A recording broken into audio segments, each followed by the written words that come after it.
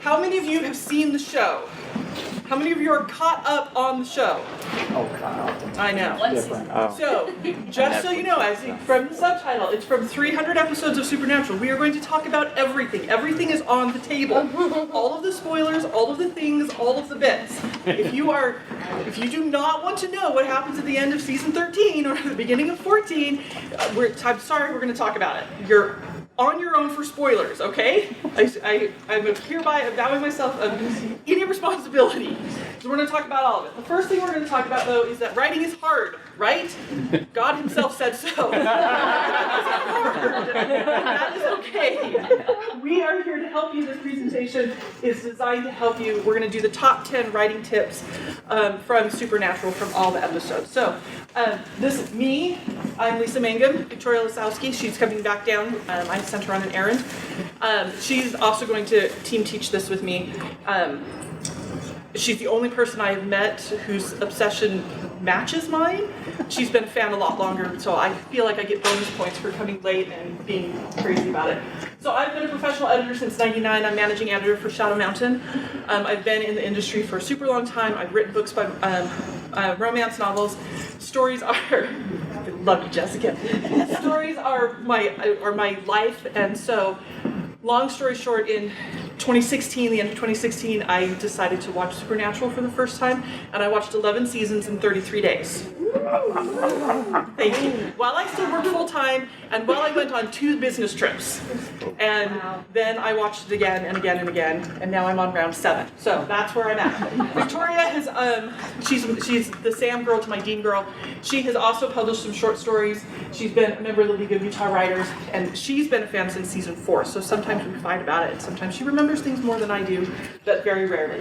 So last year, this project came about because I decided I would watch the series again, right? I rolled over to number 6 on my watching schedule, and I said, this is what I'm going to do. A bunch of my friends like the show, but don't know what to do, and I said, we'll watch it together, and I'll write up a post about character arc, thematic development, plot structure, and I'll offer a writing tip from that episode to help you in your own writing, right? I was going to do it 101 nights. It was going to be this great thing. So that's what I did, and now the book is 1,000 pages long, and I have more than 470 writing tips from 300 episodes of Supernatural.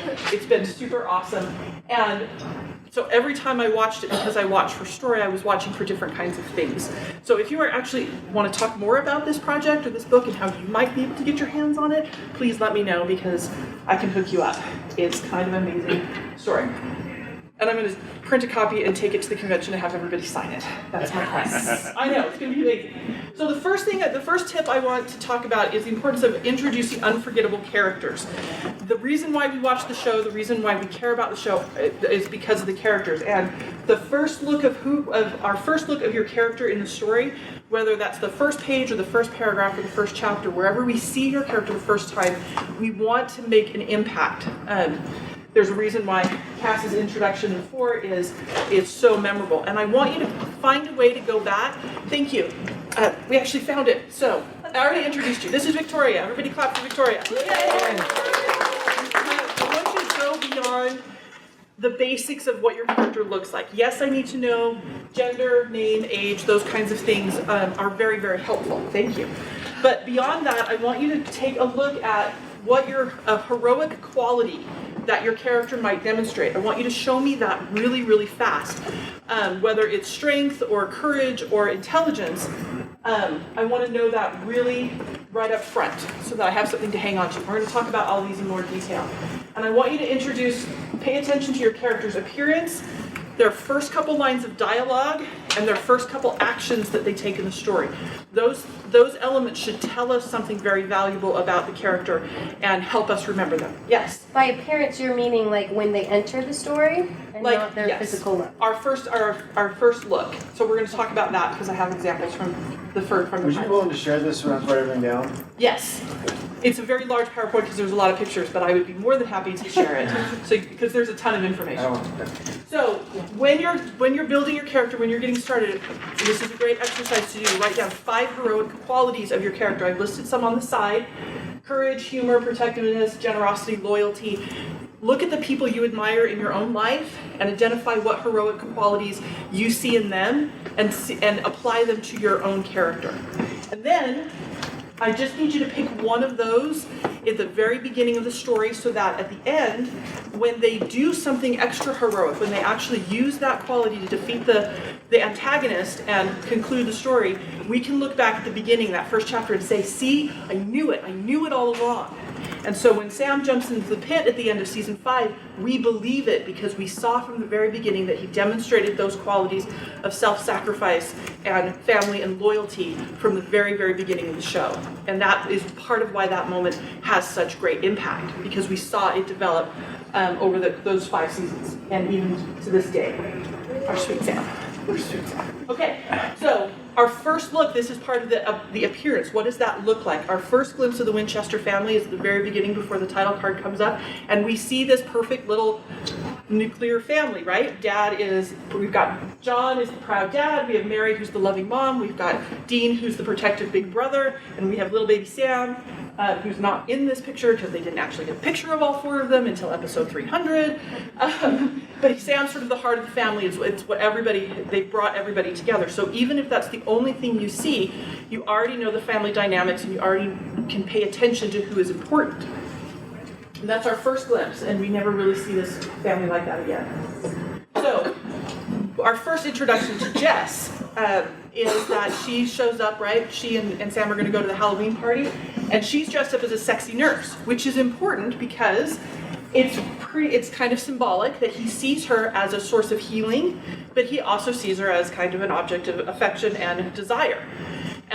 She could have been dressed up as anything, right? It's a Halloween party. She could have come as a vampire. She could have come as a scarecrow. She could have come as anything, but they chose to have her come as a sexy nurse for more reasons than just she looked good in it. So when you are when you're dressing your character, when we see them for the first time, is what they're wearing, can what they're wearing be symbolic? Can tell us something about that? It also foreshadows that maybe Jess will need medical attention in the near future. We should have seen it coming, right? We didn't. Look at their dialogue. I wanted to use Sam as an example. His very first line, when we very first see him, he comes around the corner out of the bathroom and she says, we gotta go to the Halloween party, and he says, do I have to? And I really like that line. It's very short, but he's not dressed up for the Halloween party. Again, that goes back to that sort of appearance. He's not dressed up as anything other than himself. But that question, do I have to? Do I have to go to the party?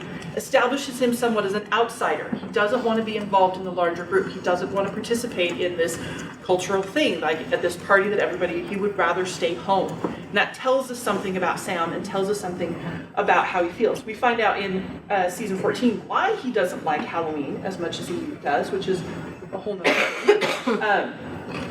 But it also raises the question, now that we're on the other side of the title card where it says 22 years later, after Mary dies, we naturally have that question, well, what happened in between? What happened from Sam in the crib to now Sam at college who doesn't want to go to the Halloween party? And those are kind of story questions that get us involved in what we want to know. Dean is our example for introducing a character through action. When we very first see him, he's just a shadowy figure who's broken into Sam's apartment, right? We don't even really know who he is. Sam wakes up and he just knows that there's an intruder downstairs, and he doesn't know, he's not expecting it to be his brother. And so the action that they have is they fight in the living room, right?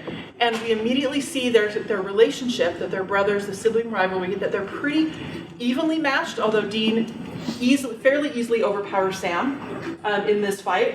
He's almost embarrassed for him. And he also hits on Jess in front of Sam. This is an action that tells you a lot about Dean, right? It also tells you a lot about Sam, and it tells you a lot about Jess and that relationship and that dynamic. The fact that Dean can waltz back into Sam's life after all this time and say, I'm here looking for a beer, and oh my gosh, your girlfriend, you are way out of my brother's league, and you know, maybe you, and he gives her all bedroom eyes. And I'm like, and Sam doesn't say anything. Sam is like, fine, whatever, just let's get this over with. That tells us something about their history and their backstory. So when you're introducing your characters, try to look at all 3 of those elements, see if you can emphasize at least one of them to really make the reader remember that important thing about your character. And like we did with these first 3 with Sam, Dean, and Jess, you can emphasize one per character. Does that make sense? Okay, we're doing this really fast because we have a lot to go through. Okay, so the second thing, now that you have your characters established, you've introduced us to them, you've given us something to latch onto, what they look like, what they sound like, things that they do, maybe a heroic quality that we can admire about them or be interested in. Now we're going to change those relationships to drive conflict. This came from an idea of a book by Deborah Chester called The Fantasy Fiction Formula, which I love, and this concept really kind of changed the way I looked at story. This idea of that character relationships drive your conflict. And you need to have conflict in your story. It is what drives you from point A to point B. I kind of don't care how you get there. You can walk there, you can take a train, you can drive an Impala, whatever it is, your job as the author is to get your characters from point A to point B. And you do that by introducing conflict between characters, and you do that by changing the relationship between the characters. That's the key. The conflict is not something that happens to your character. That's adversity. Conflict is something that happens between your characters. And that means that conflict means there's got to be somebody on the other side of the argument who is trying to talk your hero out of the path that he is on, trying to present a different point of view, secretly supporting your character but secretly plotting against them. And that also means that that conflict can come from somebody who is not necessarily the antagonist but could be a trusted friend.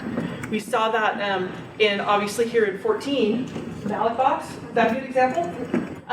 Where, I'm telling you, spoiler alerts, this just happened like 2 weeks ago. Dean is like ready to seal himself in this horrible box and never come out again, and he knows that Sam is the only one who can talk him out of it. And the conflict arises because he doesn't tell Sam what he's doing because he knows Sam will talk him out of it and he can't afford it. That relationship changes, that conflict comes up. Sam is not his antagonist. Sam is his partner, but Dean has to withhold that information, and that relationship suffers, and the conflict is like on the edge of our seat, and then we all cry. Also, an example of season 4. Does anybody know the episode? Bonus points if you can name the season and episode. Victoria? Season 4, it's the 21st?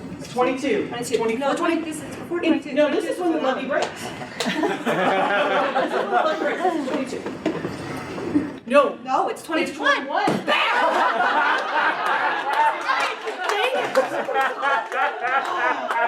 Dang it.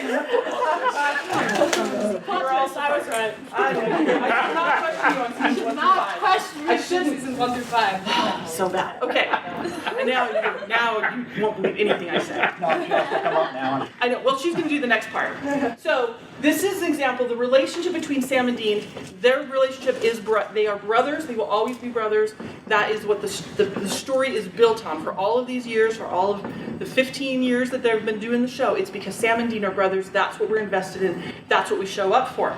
But how that relationship changes is what drives the story season to season and from story to story.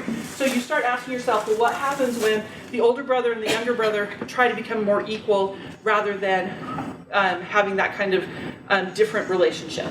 What does that look like? What if there's a betrayal involved, which happens all the time? What happens if one brother leaves the family? We're looking at you, Sam. Hey. I know. He comes back. It's fine. What about if they're going to lie or withhold information or keep secrets from each other? How many times are the boys in the car and they're like, "Are you okay?" And they're like, "I'm totally fine." And you're like, "You're just lying to each other. Just open up and tell them how you really feel."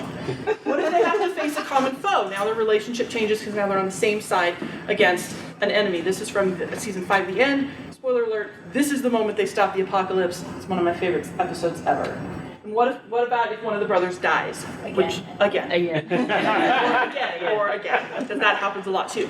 So do you see how the relationship as brothers never changes, but the pressure that is applied puts them on the same side or puts them in opposition to each other. And then we show up to say, how does that relationship get back to that equilibrium that we love? What breaks it? What heals it? That's where your story, that's how you drive your story forward. These are some examples from episodes where the relationship is the core of that particular episode, specifically about family. Okay, how are we on time? Oh man, we have so much. Okay. My mom taught me this ages ago about the relationship triangles. There's a reason why the love triangle in romance works. Love it or hate it, I don't care. It works for a reason. And part of that reason is because it forces your main character to make a choice between two relationships, right? And the relationship drives conflict. So if you think about your characters, and you're going to draw a little triangle to see how they relate, who they are attached to, who influences them, who belongs in their story. And it's going to be your protagonist and your antagonist and the alternate, the other person that's giving them the choice. Then you're going to connect your characters and identify where they have similar goals or different goals, and you're going to identify what emotional needs they fill for each other. That's also going to give you clues on where you can start to break relationships. Where can you apply the pressure on the goal or on the emotion to make that relationship change? So this is from season 4, 9. This is, I know what you did last summer. So Sam's in the middle of his demon blood addiction, right? And Ruby's the demon. She's manipulating him to do what she wants. We kind of trust her, but we don't really know because she's a demon after all. And this is for the mid-season finale for season 4. So it's a really pivotal time, and it really illustrates how we build it. So when I'm analyzing this particular episode for characters, this is how I do it. So I put down Sam and Dean and Ruby. This is our triangle. These are the 3 main characters in this episode that we follow and that we care about. And Sam and Dean obviously have a relationship of trust at this point. They're both kind of on the same side, but there's that issue of, do I trust Sam? How much can I trust Dean? Are we really on the same side? Because of Ruby, and Ruby and Sam have had sex, so there's an emotional relationship between Sam and Ruby now that is very different, obviously, from his relationship with Dean. And the relationship between Ruby and Dean is entirely built on distrust. So Sam is now forced to choose, do I listen to Ruby, who is fulfilling my emotional and physical needs, even though she's a demon and might be manipulating me, but I don't care? Or do I listen to Dean, who has been my brother and has been watching out for me this whole time, but Dean's telling me not to trust Ruby, and Ruby's telling me not to trust Dean, so who do I trust? And a whole big part of that conversation is Sam trying to figure out who actually is on his side and who actually does he trust. So then you identify their goals. Sam's goals for this episode: he wants to save Dean, trust Ruby, kill Lilith, protect Anna. And you want to make sure your goals can be identified with really strong verbs like that at the beginning. Dean's goals are similar, but not always the same as Sam's. So he wants to protect Sam, which is good. He wants to get information from Anna, and he also wants to protect her. You'll notice kill Lilith isn't on his list. That's a goal that Sam has, but that Dean does not share as equally. And again, that puts them on their relationship is different now because Sam's making decisions to try to get his goal of killing Lilith to fruition, and Dean's not keeping pace with him because that's not really on his list. In fact, Dean is like, maybe we should just take a step back and not kill Lilith right away, right? Maybe we got to think about this. So then we add Lilith to the mix, and she's connected to Ruby. We don't know exactly how. We think there might be distrust, maybe not. There's a big question. Lilith and Sam obviously are connected because they both hate and fear each other. Although Lilith fears Sam a little bit more than Sam fears Lilith. Again, that discrepancy in their relationship. We add Anna, the angel, who now Sam feels a great need to protect her, but Dean feels a great deal of attraction to her. So we've echoed the relationship between Sam and Ruby, a physical, sexual relationship, with the relationship between Dean and Anna. One's a demon, one's an angel, and you can see now how we're going to echo and mirror how does each brother deal with that kind of relationship, one with a demon, one with an angel. So then you can also then draw the Sam and Dean as a unit against Ruby and Anna, and what they represent and what their goals are. We added the angels, Castiel and Uriel. They both look to Anna as their leader because they are soldiers in her garrison. And they fulfill a very specific role. They're not really connected to anybody else, although they're closer to Sam and Dean than they are to Lilith and Ruby. We add Alistair in. We don't know the relationship between Alistair and Ruby. Again, we suspect there's something maybe shadowy going on, but we don't know for sure. And Dean and Alistair have that same hate and fear relationship that Lilith and Sam do. And so again, we see that mirroring effect where we've got brothers having similar emotional needs attached to somebody from hell, right? Do you see how that works? Some stuff like this makes me really happy. I hope this is like interesting to you because I do this all the time. This is when I'm writing a book. This is one of the first things I do is I sit down and I draw these triangles and I figure out who's connected to who belongs to who loves each other, who hates each other. What are these relationships so that I am grounded in the relationship that I know of the story I'm trying to tell. Does that make sense? And because I've often threatened to do this for the entire show, this was just one episode. This is actually mostly the second half of that particular episode. I could do it for like the whole thing.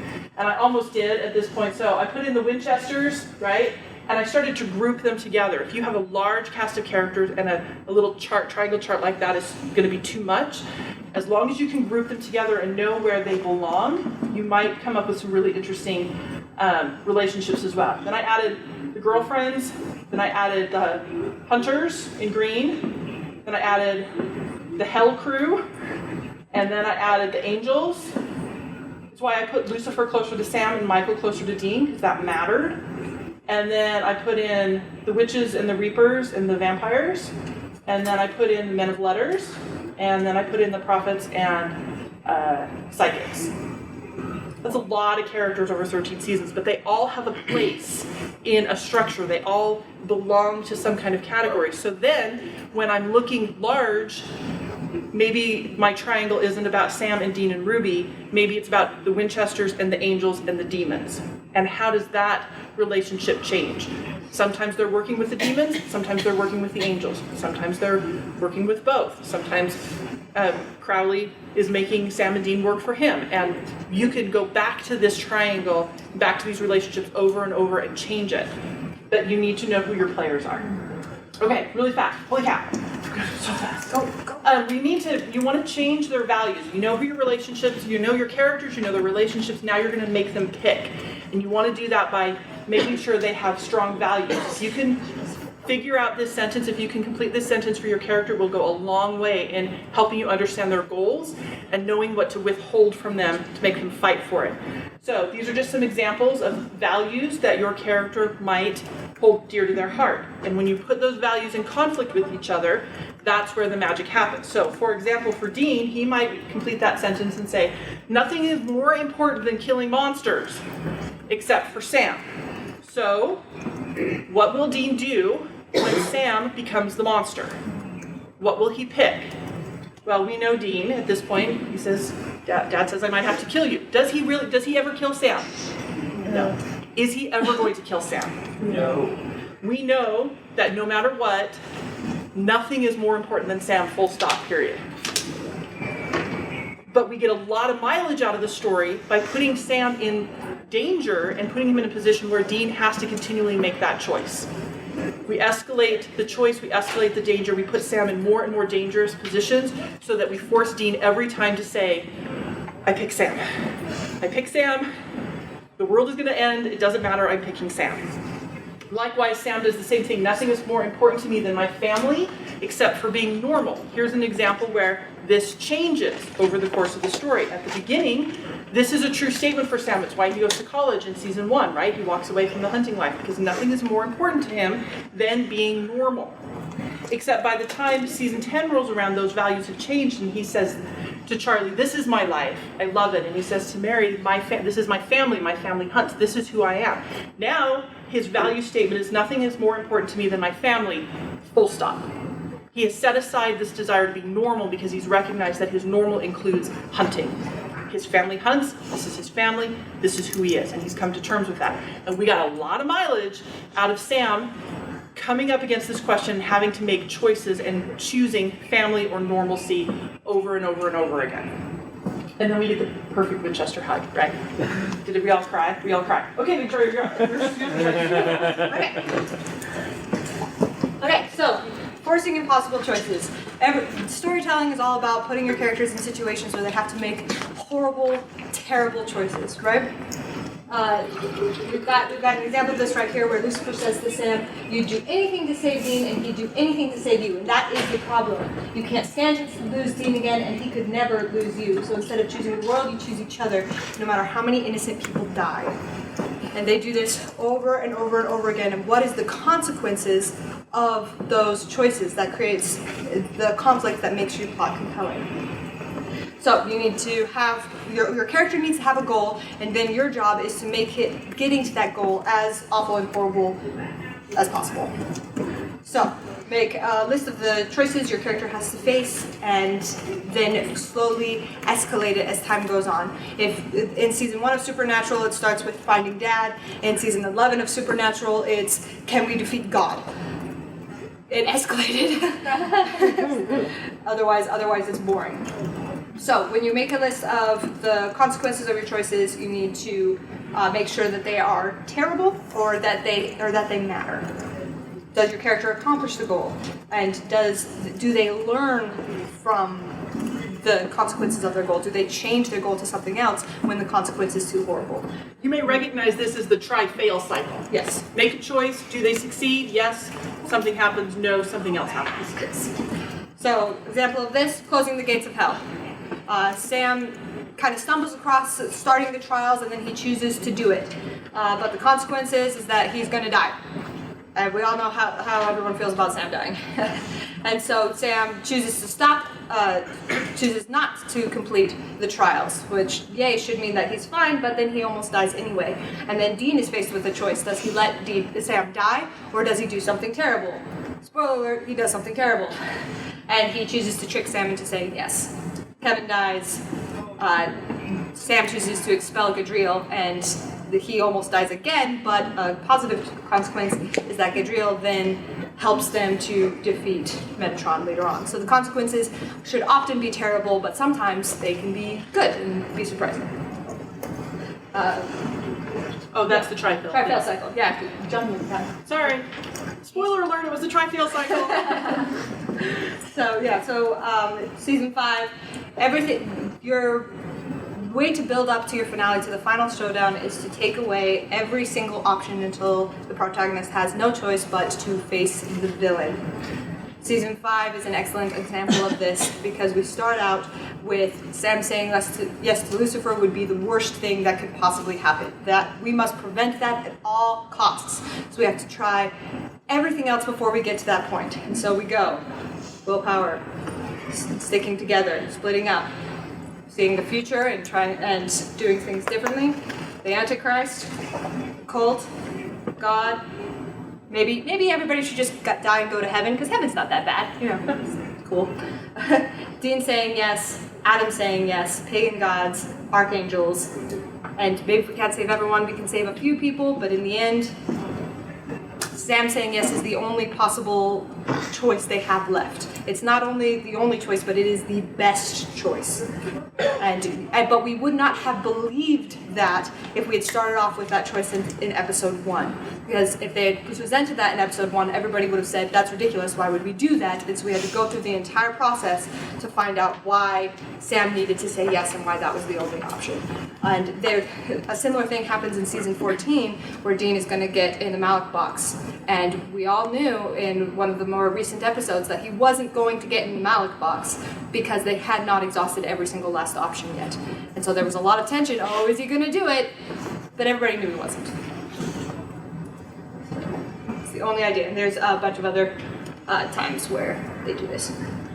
So another very important writing tip is you have to make your consequences matter. Everybody jokes about how people die in Supernatural and it doesn't matter, they come back, it's whatever. But as long as the death matters, as long as something occurs, then it can still have an impact. So Sam comes back after he dies in season 2. But what is the consequence of that death? The consequence is that Dean then goes to hell, and that matters. And then, everything else happens after that. When Dean dies at the end of season 9, what happens then? He becomes a demon. So they come back, but it can still affect people. We all know they're going to come back, but what is the fallout? What is the bad thing that happens? The cute little cheetah death. I love it. And death doesn't have to only be a character. It can be an idea, or it can be an idea, innocence, long-held belief, fear, but it just has to matter. Okay. And you have to earn that death. And that's part of why we love the show, is because every time Sam and Dean die, they've earned it. We still feel the pain because they've earned that particular death. and that we see that repetition come up a lot in the show. Obviously not just because the boys die all the time, but the series itself and the episodes themselves are often built on this kind of repetition. As writers, you don't want to necessarily use like the same word in the same paragraph all the time. You want to make sure you aren't saying the same thing in dialogue that you are saying in narration. That's not what I'm talking about when I talk about repetition. What I'm talking about is this idea of thoughtfully and deliberately choosing elements to echo and to repeat in your story to build on character and theme. This comes from the rule of three, is from the fairy tales. If you're interested, there's a book called The Uses of Enchantment that talk about the rule of three a lot. And this is, you see it all the time, and it's usually presented either as good, better, best, or fail, fail, succeed. Again, that's where that try-fail cycle comes from and why we resonate to it so much. This is the three little pigs. This is the three billy goats gruff. This is what you see every time in those fairy tales. Either we're going from good, better to best, or the first two pigs fail and the last one succeeds. And we see that a lot in the show, and it can happen a lot in your story because the first instance is interesting. The second instance starts to, we think there's a pattern, and the third one now means that there's a problem. The boys roll into town, they've heard about a dead body, they think, maybe we should go investigate that. They show up in town, now there's a second dead body, and now they're, okay, now we were on to something here, and either they're going to save the third person from the horrible monster, or the third person is going to die, and then they still have to kill the monster, and now we have a problem on our hands. So that's what I mean about the rule of three. We see it in not only in plot points and action, but you can also build this, use this pattern when you're building on theme, which we'll talk about in a little bit. So Something Wicked from the first season shows this really, really well with the Striga attack. So our very first sight of the monster is when the Striga attacks young Sam and Dean fails to kill it. That's the flashback part of the episode that we have. And Dean's always felt bad about the fact that he froze in that moment and he couldn't pull the trigger and John had to save Sam.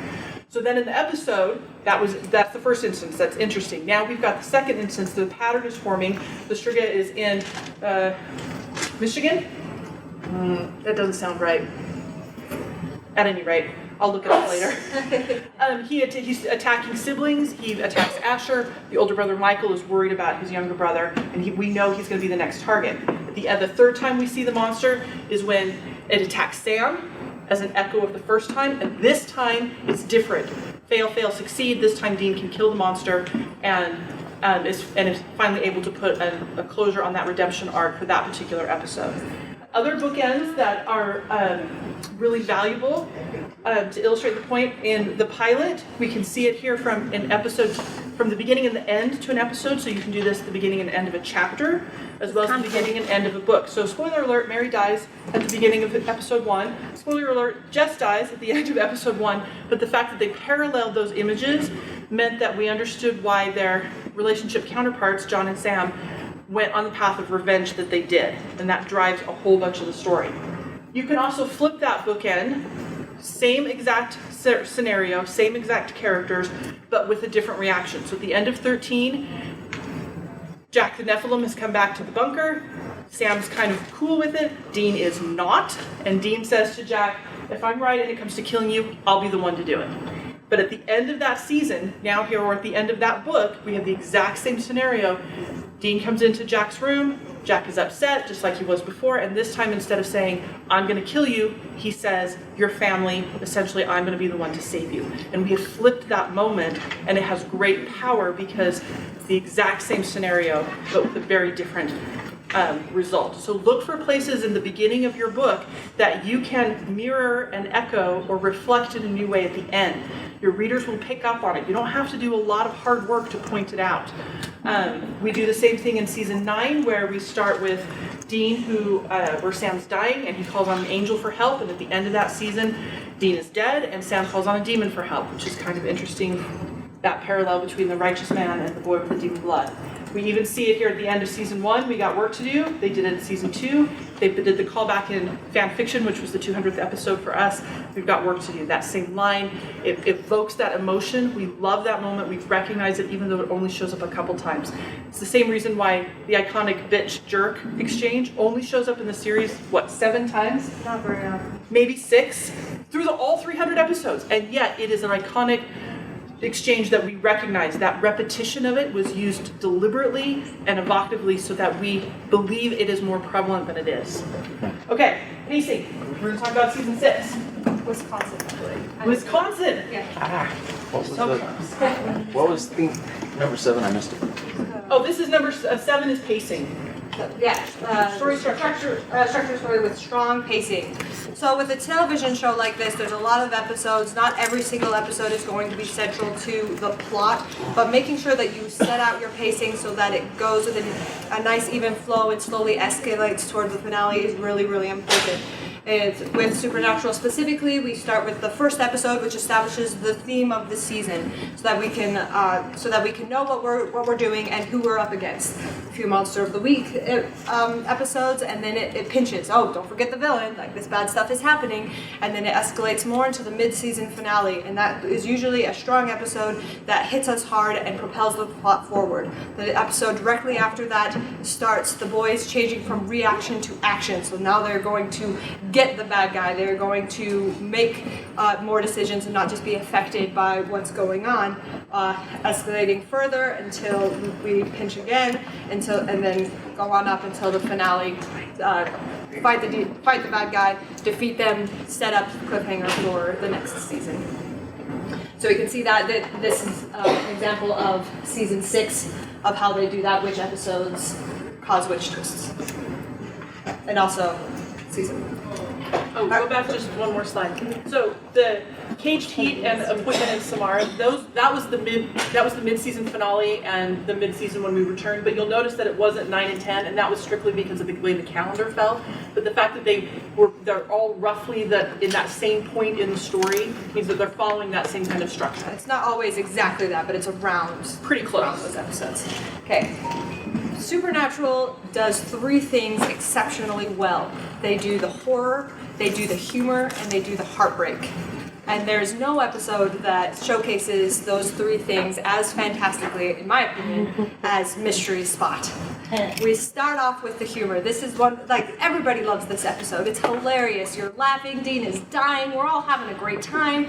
And it's only until you start seeing Sam's face and you start noticing how awful this is for him that your heart starts to break a little bit. And you start realizing that this is the worst thing that could ever happen to a Winchester brother. And we're all having a good time, and Dean's completely oblivious, but Sam is having the worst nightmare of his entire life. And that's when we start to switch from the humor of the situation to the heartbreak, and then the horror comes in when Dean dies officially and he's gone, and Sam, this lovable character that has always done the right thing and always wants to be good, and suddenly turns into a monster who will kill his father figure just to get his brother back. So this is pacing of. We're gonna skip this Yeah, we're slide. gonna skip it. Because we only have 5 minutes. If this looks intriguing to you and you're like, oh my gosh, what is this? I should know what this is. Come find me and I will tell you. Yeah. But we don't have time to go over it right now. So, planting the seeds of foreshadowing.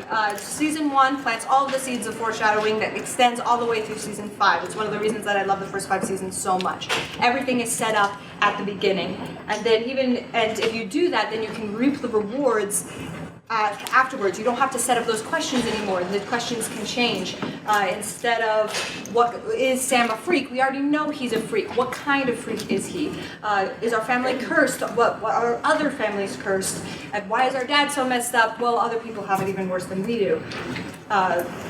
So that's important. Empowering your villains. Just to put a little button on that, the reason why that's important for pacing is so that when you pivot your story at the midpoint is when you should start to pivot your overall story question.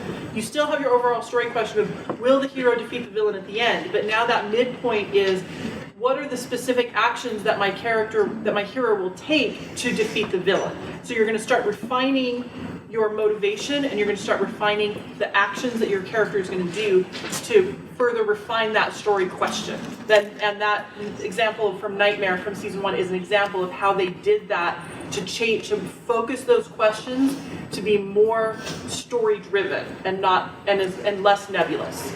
This is why she's the boss.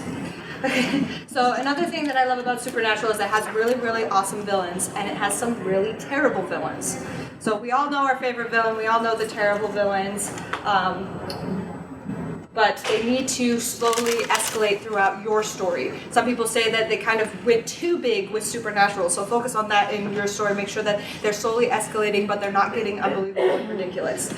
Two of the best examples of villains in this show are Crowley and Lucifer. They're good, excellent examples, and they're good, terrible examples, because Crowley started off as this really swarmy, the smartest guy in the room, really scary demon that they had to work with in order to beat Lucifer. And as time goes on, he becomes nearly human, and then the show doesn't really know what to do with him anymore. And he kind of becomes a weak villain and eventually needs to get killed off because they just don't know where to go with his character anymore. Lucifer is kind of similar. Season 5 Lucifer is my favorite villain of the entire show. He is manipulative, he is evil, he is able to be sympathetic enough that there are some fans that think that he was in the right and that the boys were being too mean to him.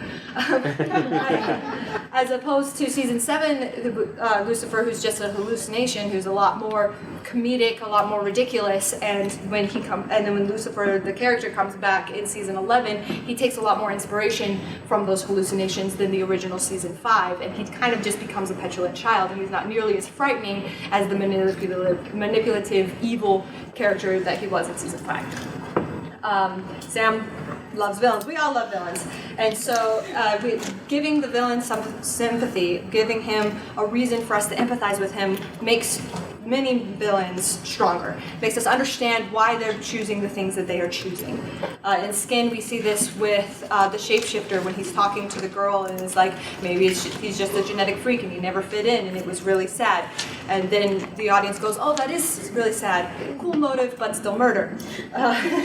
We see that, and we see this with Ruby as well. And Ruby's an excellent example of trying to see a villain or somebody that could be a villain kind of trying to earn your hero's trust. How is your villain trying to get into your hero's good graces? What would make them have to work with each other? Is there something that they could do that would change your hero's perspective of them for the better or for the worse? And make the audience and us sympathize with them? Could your hero even work with them if they needed to? Okay. Number 10, I know. Normally this is like a 50-minute class, and then it's like, whoops, we have to cut 10 minutes out of this? Too bad, we're just talking super fast. It's the other reason, speaking of villains, why I'm super fascinated by Michael this season, because he has no redeeming qualities, other than he looks just like Jensen Ackles. But other than that, there's nothing about him that feels like he's going to turn out to be a good guy. So I'm really interested to see what they do with him. Okay, so when you're building your strong thematic foundation, please, it's perfectly okay. In fact, in many cases, if you pay attention to what your characters are saying, they will tell you what the theme of your book is. Voila, from the beginning of the pilot, when Dean says, I can't do this alone, and Sam says, yes, you can, and Dean says, well, I don't want to. That's it. That's the show. Everything that stems, all the decisions they make, is because of this. Dean does brilliant, beautiful, horrible, crazy, stupid, amazing things because he doesn't want to do this alone. And it's why Lucifer says, never lose Dean, never use you, we will choose each other over the world every single time. Same thing with Sam, who says, I'm not like you, this is not going to be my life. For Dean, it's all about his abandonment issues, it's about not wanting to do this alone. For Sam, it's all about, this is not going to be my life. He fights against that, and the theme for his arc has been about self-identification, being comfortable in his own skin, accepting himself for who he is. And you can find that in the lines, the dialogue that your character has at the beginning. So look for them, pay attention to them, see what your characters are talking about. That's going to be the foundation for what your themes are.